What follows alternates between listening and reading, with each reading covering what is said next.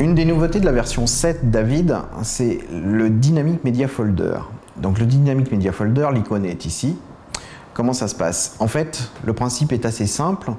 On va créer un dossier sur un disque dur sur le bureau, comme par exemple ici. On a créé un dossier qui s'appelle Watch sur le bureau, dans lequel, au fur et à mesure que les images vont arriver, on va envoyer nos nouveaux rushs. Alors, le but du jeu, ça va être que tout ce qu'on va déposer ici va se retrouver dans mon Avid et va être transcodé avec tous les paramètres qui correspondent à mon projet. Donc pour ça, on va ouvrir cette fenêtre qui va nous donner l'état de transcodage en temps réel, sachant que bien sûr, il va transcoder que pendant les moments où moi je n'utilise pas par exemple la lecture et des choses comme ça, c'est-à-dire qu'il va prendre les ressources disponibles mais pas me ralentir moi dans mon montage. Ensuite, dans Tools, on va aller chercher Dynamic Media Folder.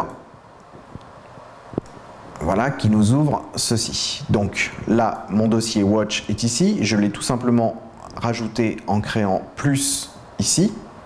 Donc là, je peux, ça m'ouvre une fenêtre, je lui dis quel dossier je veux exactement. Donc ça, on va le fermer puisqu'il est déjà monté. Ici, on voit qu'il est acquis de façon à pouvoir fonctionner. Ici, je l'ai paramétré via le profil editor, c'est-à-dire que quand je clique dessus, ça m'ouvre une fenêtre. J'y mets les AMA settings dans un premier temps, donc les autodetect, ou alors si ça marche pas bien, je peux lui demander véritablement quelque chose comme des MXF. Mais j'ai surtout l'action ici qui est de transcoder, puisque j'aurais pu faire copy to folder, consolidate ou transcode. En l'occurrence, moi ce qui m'intéresse, c'est le transcode. Dans mon transcode, je vérifie que tout va bien, sinon je change effectivement tout ce qui m'intéresse. Par exemple, je peux repasser ici en 85. Une fois que tout ça est fait, j'ai juste à sauver, le nommer comme je veux, par exemple là, hop,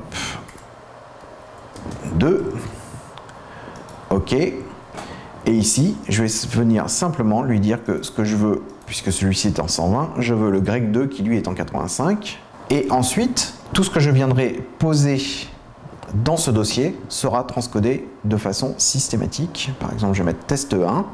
Je viens poser test 1, je retourne dans Avid, et donc maintenant je dois retrouver dans ma liste, voilà, ici, ah, ça a été trop rapide, ça a disparu, toujours est-il que mon fichier est transcodé. J'ai cliqué sur l'icône verte, et effectivement, dans mon bin, ici, hop,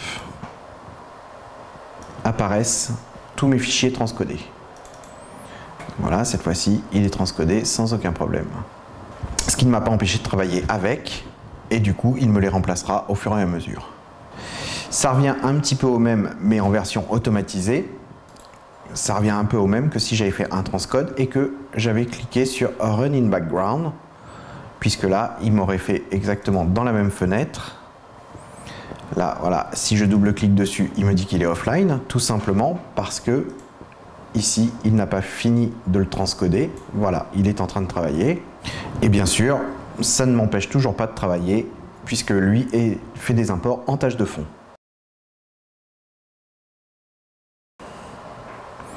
Et voilà, donc là, c'est bon, mon fichier apparaît.